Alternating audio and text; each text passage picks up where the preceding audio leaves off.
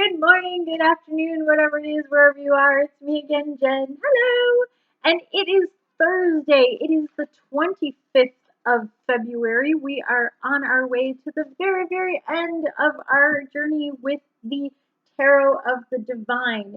A gorgeous deck by Yoshi Yoshitani and lent to me by my dear friend and tarot student, Taylor.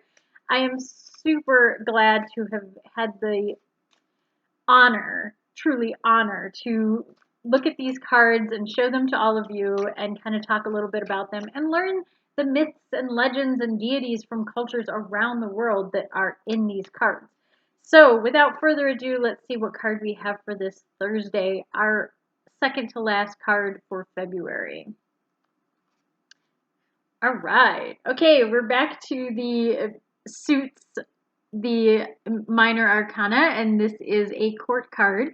It is the King of Cups. And my goodness, I am a big fan of dragons, and I think this is an excellent example of a water-dwelling dragon. And there appears to be, I don't know, maybe a scepter or maybe a bubble, maybe a pearl, I don't know. Then that this dragon is like hovering over. I'm not sure if he is protecting it or if he is stealing it, but I will say that the water element is well represented for cups, and that emotion side of things is definitely represented as well. I don't know that I really see the King of Cups character as a dragon so much, but if this dragon is protecting the pearl, yes, that is very much a King of Cups energy. The King of Cups is very much a loyal, a provider, and emotionally providing as well. This is the guy who grew up as a romantic and finally found like the love of his life and is super loyal and always protective and loves his family. This is your quintessential kind of 1950s-esque family man, if anything. Only I feel like in modern day he's a little more emotional rather than kind of stoic in his way as we've seen men of older generations. This is a man who is not afraid to cry. He is well aware that we all have emotions and we should feel them. The flip side to this is that he can be the complete opposite, which is the embodiment of the charmer and infidelity and all of these things, and those passions get out of control. So, and he can also be someone who's kind of, I guess, overprotective in an anxious kind of way.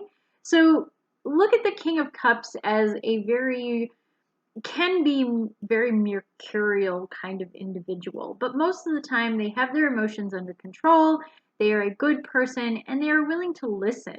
This is the father figure who is willing to listen to his children and his wife and all of this and be there for them and be faithful and all of those kinds of things.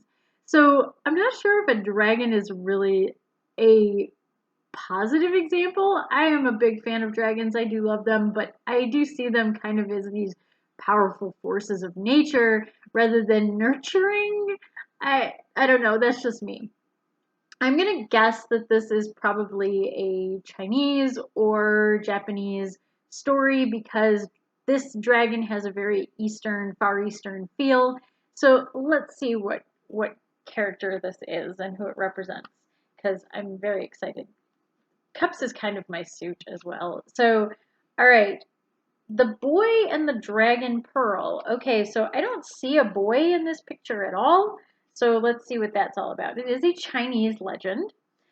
And the King of Cups was once a little boy, but has matured into a powerful dragon. Okay, I really got to know this story. How does a little boy become a dragon?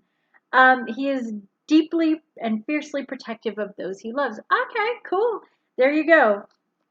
This also says he's deeply connected to the dark waters of the subconscious and has patience and wisdom. I would say yes to all of those things. This is a character who is patient and kind and wise and has kind of experienced life in all its twists and turns and angles and is not afraid to say, hey, I've made mistakes in my life, but this is how we learn and this is how we grow. And he's very open to sharing those stories rather than, no, I've always been perfect and I've always been great.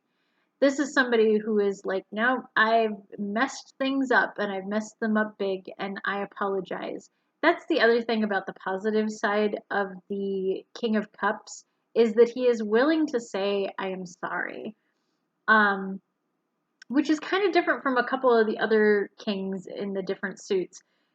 This is a character who, again, is open to suggestions and willing to admit when they are wrong a lot more than some of the others.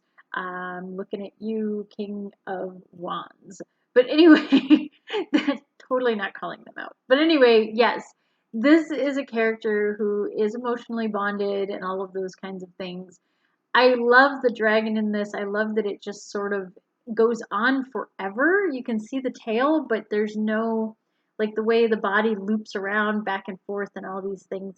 It's actually a really beautiful picture. It's not as colorful on the screen as it is in person. So again, this is another card that if you really have enjoyed this deck, this is not my endorsement of it, so to speak, but yes, I think this deck is absolutely gorgeous and I love the colors of it.